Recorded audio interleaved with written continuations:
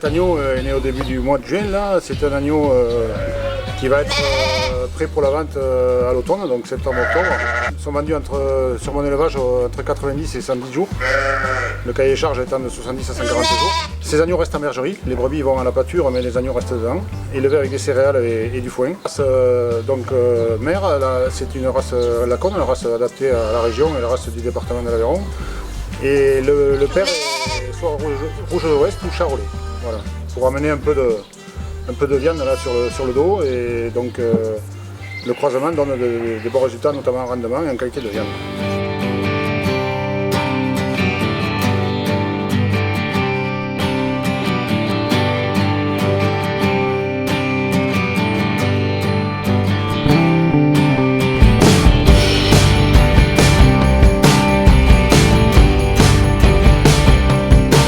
Donc il y a plus de 20 ans qu'on commercialise l'agneau de l'Aveyron, Label Rouge. Il avait l'appellation agneau fermier Label Rouge. Et par la suite, quand on a voulu rendre notre cahier des charges plus restrictif, on a changé d'appellation en l'appelant agneau laiton de l'Aveyron. Et qui aujourd'hui a une certaine renommée, notamment auprès de chefs étoilés, du fait que c'est un agneau jeune, un agneau tendre, une couleur claire, un gras blanc. Ces caractéristiques venant du mode d'élevage qui est traditionnel et qui garantit que l'agneau est élevé sous la mer du premier au dernier jour.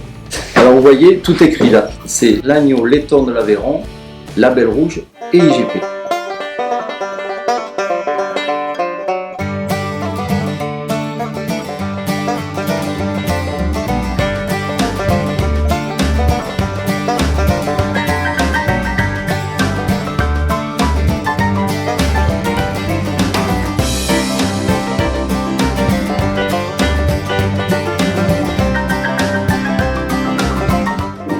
C'est un agneau très persillé, il n'y a pas beaucoup de gras, pas du tout fort en nous.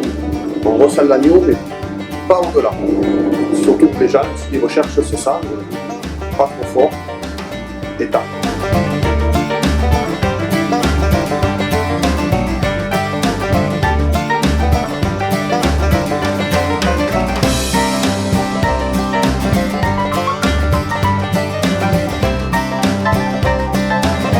Ici pour faire ce ragoût, on a pris un agneau laiton d'Aveyron et donc je le désosse selon les muscles, je le défais selon les muscles pour avoir des morceaux d'environ 50 grammes. On va partir sur un ragoût à brun.